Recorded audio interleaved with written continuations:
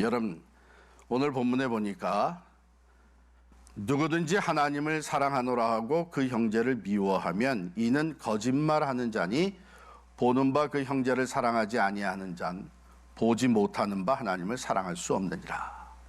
즉 하나님을 사랑하는 것과 형제를 사랑하는 것은 마치 동전의 양면과 같아서 떼어놓을 수가 없는 거예요.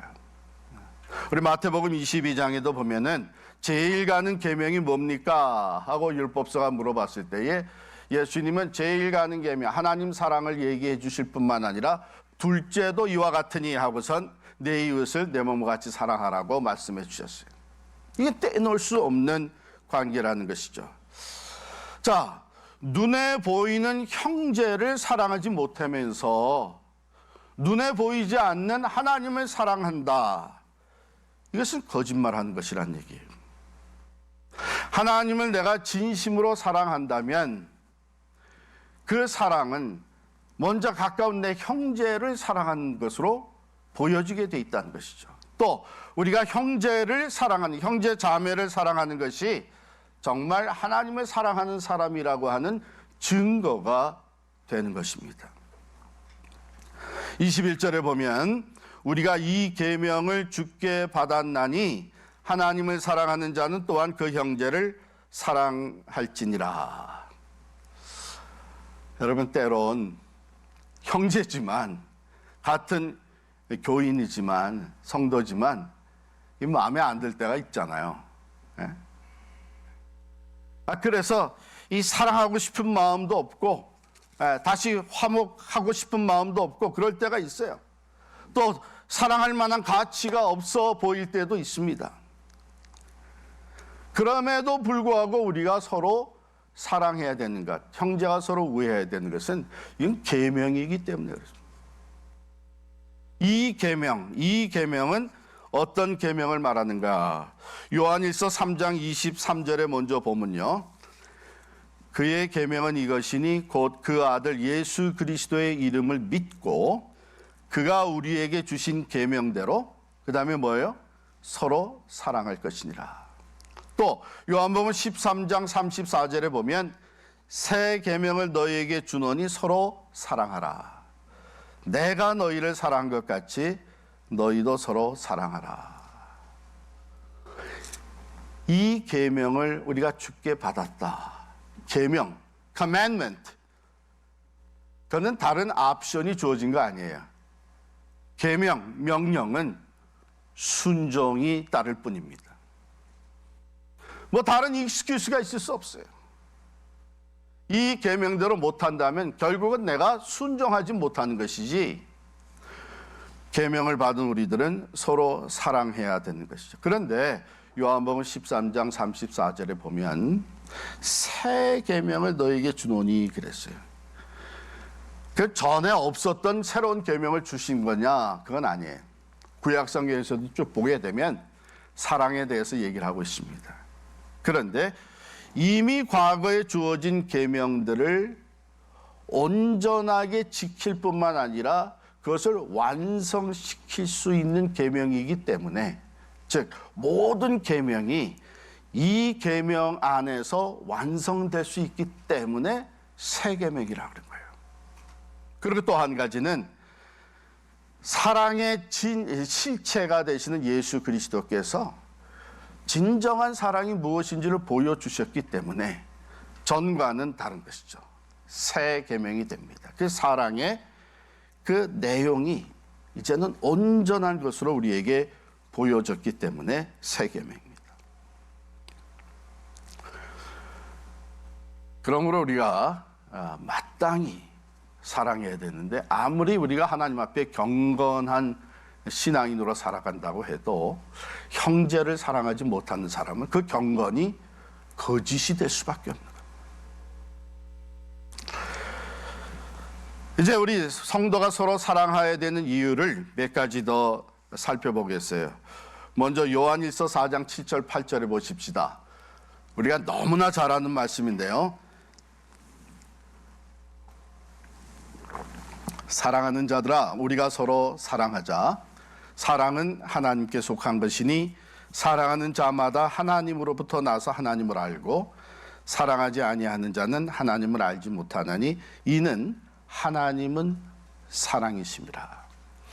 하나님의 본성이 God's nature가 사랑이라는 거예요. 그럼 우리가 하나님으로부터 나왔다. 여기 보면 하나님으로부터 나서 하나님을 아는 사람들, 우리들, 그 DNA를 가지고 태어난 사람들인 것이죠. 그런데 그 DNA에 사랑이 보이지 않는다면 그것은 하나님으로부터 나왔다고 얘기할 수가 없는 것입니다. 그럼 우리는 본질적으로 사랑이신 하나님 아버지의 자녀들이기 때문에 자녀가 부모를 닮는 것은 당연한 겁니다. 그래서 우리는 서로 사랑해요. 내가 그 사랑이 없다고 하면 참 하나님과 나와의 관계에 심각한 문제가 있다. 이것을 깨달아야 되죠. 두 번째, 요한일서 4장 19절 보겠습니다. 요한일서 4장 19절, 우리가 사랑함은 그가 먼저 우리를 사랑하셨습니다. 즉 우리가 먼저 그 놀라운 사랑을 받았기 때문에. 어떤 사랑이에요? 우리를 죄와 사망에서 구원하시기 위해서 하나님께서 자기의 독생자도 아낌없이 내주셨어요. 화목의 제물로서 희생시키셨어요. 예수님이 자기의 생명을 우리를 위해서 내주셨어요. 이 사랑을 우리가 먼저 받았다는 것이죠. 우리는 여전히 죄 가운데 있었고 죄로 말미암아 하나님과 원수되어 있을 때에 하나님이 먼저 우리를 사랑하셨기 때문에 이 사랑을 받은 사람으로서는 당연히 다른 사람을 사랑해야 되는 것이죠. 마땅한 것입니다. 세 번째로 마태복음 5장 23절 24절 보겠습니다. 마태복음 5장 23절 24절, 그러므로 예물을 제단에 드리려다가 거기서 내 형제에게 원망 들을 만한 일이 있는 것이 생각나거든 예물을 제단 앞에 두고 먼저 가서 형제와 화목하고 그 후에 와서 예물을 드리라. 왜요? 예물을 드리고 가서 하면 안 되나요? 근데 예수님이 뭐라 하냐면 놔두고 하나님께 제사드리고 예배 드리는 거 그 예물 놔두고 먼저 가서 형제와 화목하고 와서 예물을 드리라는 거예요. 왜? 화목하지 않은 관계, 형제를 미워하면서 형제를 원망하면서 하나님께 드리는 예배는 연락되지가 않는다는 거예요. 그러니까 형제 우애, 형제와 형제를 사랑하고 화목하게 되는 것은 예배의 전제 조건이 됩니다.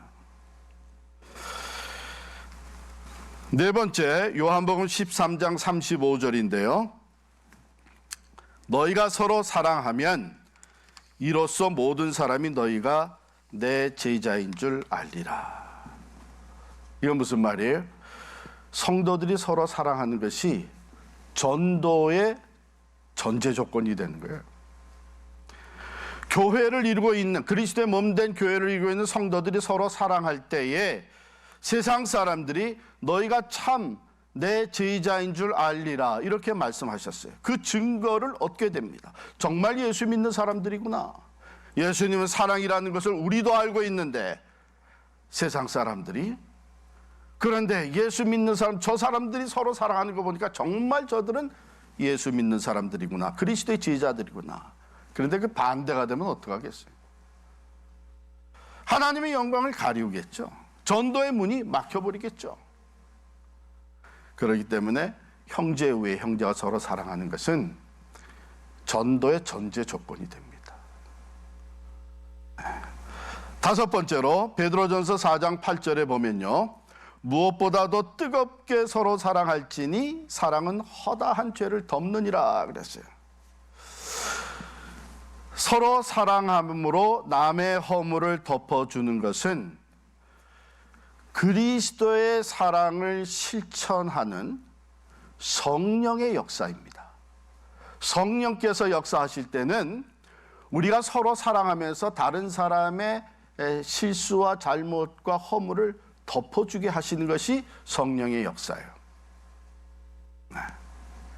왜냐하면 그리스도께서 이미 그의 보혈로 우리의 모든 죄와 허물을 덮어주셨어요. 그래서 그 그리스도의 영, 성령의 역사는 다른 사람의 허물을 덮어주는 거예요. 그러나 마귀의 역사는 다른 사람의 허물을 들춰내는 겁니다. 소문을 내고 과거에 있었던 것 같이 다 들춰내고 다른 사람의 부족하고 약하고 실수하고 잘못한 것을 그 허물을 들춰내는 것은 마귀의 역사입니다. 자, 그렇다면 이 허물에 대해서 다른 사람에게 보여지는 그 허물에 대해서 우리가 어떻게 반응하느냐에 따라 영적 전쟁에 이기게도 되고 패하게도 되는 거예요. 성령의 역사를 따라서 다른 사람의 허물을 덮어주는 것은 영적 전쟁에 승리하는 겁니다. 왜? 마귀는 그 허물을 자꾸 들춰내서 분열을 조성하는 거예요. 여러분 아마 다 경험했을 거예요. 누가 나의 잘못을 지적하면서 당신 이러고 당신 같은 사람이 어떻게 이러면서 지적을 하면 그럼 당신 뭐라 그러죠? 아유, 내가 정말 잘못했습니다. 아유, 죄송합니다. 아유, 난 다시 이제 나타나지 않겠습니다. 그래요? 열이면 열이다 뭐라 그러는 너는 이래가지고 서로의 허물을 들추어내게 만드는 것. 그래서 온갖 더럽고 추잡스러운 것으로 가득 차게 만드는 거예요. 서로 찌르고 서로 손가락질하고 서로 판단하고 서로 정죄하게 만들. 그래야 어떻게 돼요? 가정이 파괴돼요. 교회가 흩어져요. 이게 마귀의 역사예요. 성령의 역사는 뭐냐? 주께서 우리의 모든 죄와 허물을 그의 보혈로 덮어주신 것처럼 잘못을 덮어주고 방패막이가 되어주고 이렇게 한 것이 성령의 역사.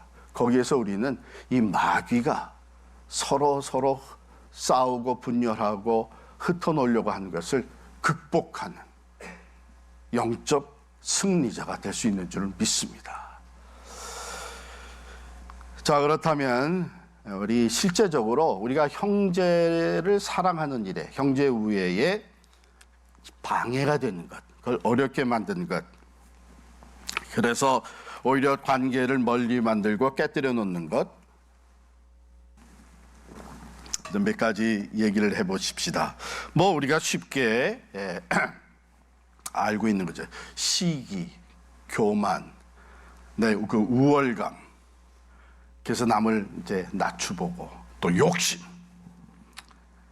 풀지 않는 그 원망, 용서하지 못하는 것, 이기심. 여러분 이런 것들이 있어서 가정에서도 또 공동체 안에서도 교회에서도 형제 간에 불화가 조성이 되는 것이죠. 여기서 특별히 제가 오늘 세 가지만 말씀을 드리면 이 시기라고 하는 것. 우리 성경에 보면 가인이 아벨을 돌로 쳐 죽인 것이 시기심이었어요. 하나님께서 아벨의 제사는 받으시고 자기의 제사는 받지 않으셨어요. 자기에게 잘못이 있는 것은 깨닫지 못하고 시기했습니다. 또 형들이 요셉을 죽이려다가 노예로 팔아 넘긴 것도 형들이 아버지의 사랑을 독차지하고 있는 요셉을 보면서 시기심이 일어났어요. 우리 한국 속담에도 뭐라 그래? 사촌이 밭을 사면 배가 아파요. 그렇죠? 이게 시기심이에요. 그래서 어떤 분은요, 이 성도의 삶에 있어서 최후까지 참 마지막까지 우리의 그 발꿈치를 잡아 끌어당기는 시험이 있는데 그게 시기다. 시기. 12제자들, 예수님을 따라다니는 12제자들 사이에서도 시기와 질투가 있었어요. 마지막까지 우리의 그 발꿈치를 잡아당기는 것이 이 시기심이에요. 혹시 여러분 지금 참 교회 안에서 다른 사람들과 생활하면서 이 시기심이, 질투심이 내 안에 자리 잡고 있지는 않으세요? 그건 내려놓으셔야 됩니다. 조심하셔야 돼요. 가정에서도 참 형제끼리 서로 시기하고 또 동서끼리 서로 시기하고 우리 주변에서 많이 보는 것인데, 이게 시기심이라는 건 참으로 악한 일 다 내려놔야 됩니다. 두 번째, 용서가 필요한데 이 용서하지 못하고 가지고 있는, 내 안에 그대로 가지고 있는 것, 참 이것은 형제 관계, 형제를 사랑하는 것을 굉장히 어렵게 만듭니다. 이걸 풀지 못하면 그 사람에 대해서는 모든 것이 다 나빠 보이는 거예요. 기회만 있으면 허물을 덮어주는 것이 아니라 그걸 들춰내고 싶은 거예요. 이제 용서. 요셉이 참으로 위대한 성품의 소유자였다. 요셉은 예수 그리스도를 닮은 그의 모형이었다. 이렇게까지 얘기하는 것 중에 대표적인 것이 뭐냐면, 그는 그 형들을 다 용서했어요. 내가 어떻게 하나님을 대신하겠습니까? 이것도 다 하나님이 하신 일인데 두려워하지 마십시오. 내가 당신들과 당신들의 자녀들을 다 책임지겠습니다.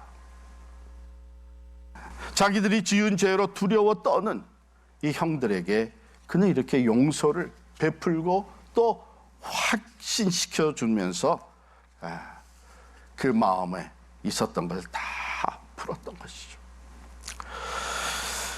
베드로가 한 번은 예수님께 와서 이렇게 말을 했어요. 선생님, 만일 내 형제가 내게 잘못을 저지르면 7번까지 용서해 주면 되겠습니까? 그때 주님 뭐라 그랬어요? 70번씩 7번이라도 용서해 주라 그랬습니다. 용서하지 아니하고 가지고 있는 그 마음, 품고 있는 그 마음, 그것이 형제 위에 형제 사랑을 가로막는 것이죠. 그래서 예수님께서 우리 주기도문을 가르쳐 주실 때에도 우리가 우리에게 죄 지은 자를 사하여 준 것 같이 우리의 죄를 사하여 주옵시고, 자기는 용서하지 않으면서 한 주님 앞에 내 죄를 용서해 달라고, 그게 통하지 않는다는 말씀이에요. 이미 예 십자가의 사랑으로 그 엄청난 용서, 사죄를 받았으면, 그 은혜를 받았으면 형제의 조그만 잘못과 실수는 얼마든지 용서할 수 있어야 된다는 것이죠. 이게 용서하지 아니하고 계속 그것을 기억하고 그것을 그냥 언제라도 기회가 되면 다시 또 들춰내고 하는 이것이 이 관계를 파괴시킵니다. 마지막으로 세 번째, 양보라는 것이 중요합니다. 양보. 이 양보의 그 대표적인 성경의 예는 아브라함과 조카 롯과의 사이에서 일었었던 일이잖아요. 둘이 다 재산이 많아지니까 이제 계속 한 곳에 머물러서 살 수가 없게 된 거예요. 왜? 그들의 목자들이 이제 양에게 먹이를 먹이는데, 가축에게 먹이를 먹이는데 서로 다투는 거예요. 서로 더 좋은 걸 자기가 차지하려고. 그 재산이 많아지면 이런 일들도 생기죠. 그래서 그러지 말고 우리 헤어지자. 우리 주변에 우리가 형제들이라는 것, 우리는 하나님을 믿는 사람이라는 것을 알고 있는 수많은 이방 사람들이 있는데, 우리가 여기서 서로 싸우게 되면 그게 얼마나 부끄러운 일이냐. 그러니 우리 이제 헤어지자. 자, 이렇게 결정을 하고, 아브라함이 내가 그래도 네 삼촌이고 또 네가 오늘날까지 이렇게 된 게 내 덕이 아니냐. 그러니까 내가 먼저 선택을 할 테니 넌 그리 알아라. 얼마든지 이렇게 얘기할 수 있는 입장이었어요. 그런데 아브라함이 조카에게 양보를 해요. 우선권을 줍니다. 자, 네가 먼저 선택해라. 내가 우하면 나는 좌하고 내가 좌하면 내가 우하리라. 이런 양보, 이 관대한 마음, 이것이 우리에게 필요해요. 이게 없이는 형제 사랑이 쉽지가 않아요. 그래서 시기를 내려놓읍시다. 시기하는 마음, 또 용서할 수 있도록 기도하고 노력합시다. 그리고 내가 먼저 양보하는 것. 손해보는 것 같지만요. 자, 아브라함과 롯 누가 더 축복을 받았어요? 롯은 오히려 자기 눈에 좋은 대로 좋아라 하고 선택하고 소돔과 고모라로 들어갔다가 다 잃어버렸어요. 그저 목숨 하나 건져가지고 나왔어요. 우리가 서로 사랑할 때 시기하지 아니하고 양보하고 용서하면서 남을 나보다 더 낫게 여기면서 서로 사랑할 때에 하나님께서 우리에게 축복을 내려주시는데 말할 수 없이 많은 것을 얘기할 수 있지만 제가 구약 성경에서 대표적으로 하나 뽑아서 말씀을 드리고 또 신약 성경에서 하나 뽑아서 말씀을 드릴게요. 먼저 시편 133편 1절부터 3절에 보면 보라 형제가 연합하여 동거함이 어찌 그리 선하고 아름다운고 머리에 있는 보배로운 기름이 수염 곧 아론의 수염에 흘러서 그 옷깃까지 내림 같고 헐먼의 이슬이 시온의 산들의 내림 같도다. 이 사랑하는 모습, 형제가 서로 사랑하는 모습이 하나님이 보시기에 이렇게 아름다운 거예요. 그러니 하나님이 축복을 하시는데 뭐라 그랬냐? 거기서 여호와께서 복을 명령하셨나니 곧 영생이로다. 할렐루야. 성령의 기름 부음으로 하나님께서 그들과 함께 하시고 형제가 서로 연합하고 사랑할 때에 하나님이 여기 기름을 부어서 제사장에게 기름을 부어서 흘러내려 옷깃까지 적시는데 성령의 기름 부으심으로 충만케 한 그리고 풍성한 생명의 복을 명령하시는 거예요. 그냥 주신다고 안 했어요. 명령하죠. 하나님 말씀하실 때 하나님께서 빛이 있으라 하시니 빛이 있었어요. 창조의 능력이 말씀에 있는데 그 말씀하신 하나님이 복을 명령하시겠다 그랬어요. 형제가 서로 사랑할 때에 이 엄청난 은혜와 복, 풍성한 생명의 복이 우리에게 주어지는 줄 믿습니다. 또 신약에 와서 요한일서 4장 12절 보시면 어느 때나 하나님을 본 사람이 없으되 만일 우리가 서로 사랑하면 하나님이 우리 안에 거하시고 그의 사랑이 우리 안에 온전히 이루느니라. 여러분 전도는요 여기서부터 시작되는 거예요. 초청받아 왔어요. 교회라는 곳에 처음 와봤어요. 그런데 여기 느낌이 달라. 분위기가 달라. 사람들이 관계하며 교제하는 게 세상과 달라.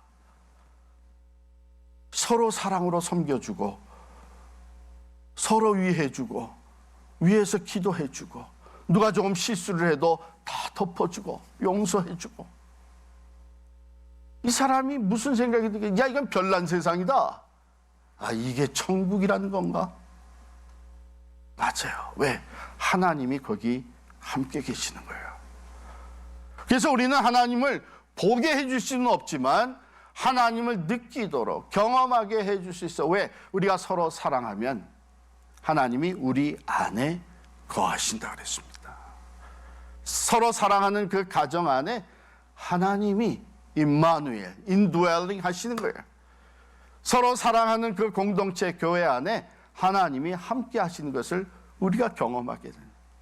여러분 어떤 상황에 놓이든지 간에 아무리 어렵고 힘든 시련을 겪는 가운데서도 우리가 서로 뜨겁게 사랑할 때에 우리가 여기 하나님이 우리와 함께 계시다 하는 것을 확신하게 되면 세상이 주지 못한 위로가 힘든 거 어려운 가운데서도 우리는 소망이 생겨요. 왜? 하나님이 우리와 함께 계십니다. 이것이 우리에게 주어지는 놀라운 축복입니다. 뿐만 아니라 그의 사랑이 우리 안에 온전히 이루느니라 그랬어요. 즉 사랑의 그 풍성함, 하나님의 사랑의 그 풍성함, 그 완전함, 그 사랑의 성숙함, 이것이 우리에게 주어지는 거예요. 여러분 교회는 무엇보다도 사랑이 넘치는 교회가 되어야 됩니다. 이것저것 따지면서 서로 잘못을 지적하는 그것이 아니에요. 먼저 서로 사랑하고 그 사랑 안에서 부족하고 연약하고 했던 것들이 다 변화되는 거예요. 변화되는. 이 사랑의 능력을 우리가 체험하면서 그 사랑을 실천할 수 있기를 바랍니다. 오늘 우리에게 주시는 이 하나님의 말씀, 우리가 모르는 얘기를 하고 있는 건 아니죠. 그래서 다시 또 필요해서 나눈 얘기인데, 모르지는 않지만 이게 형제 사랑이 잘 안 되는 이유가 어디에 있는가 생각해 보셨어요? 우리가 이게 형제끼리 또 성도들끼리 계속 이렇게 지내서는 안 되는데, 그러면서도 이게 잘 안 되는 이유가 어디 있느냐? 큰 장애가 있는데 기다림이에요. 기다림. 그리고 우리로 하여금 기다리게 하는 것이 자존심이에요. 왜 내가 먼저 찾아가? 자기가 먼저 찾아와야지. 이러면서 우리가 기다리는 거예요. 그런데 하나님의 말씀은 하나님이 우리를 먼저 사랑하셨다 그럽니다. 그러므로 너희도 서로 사랑하라고 하는 데에는 내가 먼저 사랑해야 되는 것이 있어요. 오늘 주님께서는 우리에게 말씀하십니다. 우리가 사랑하면 그가 하나님이 먼저 우리를 사랑하셨기 때문이다.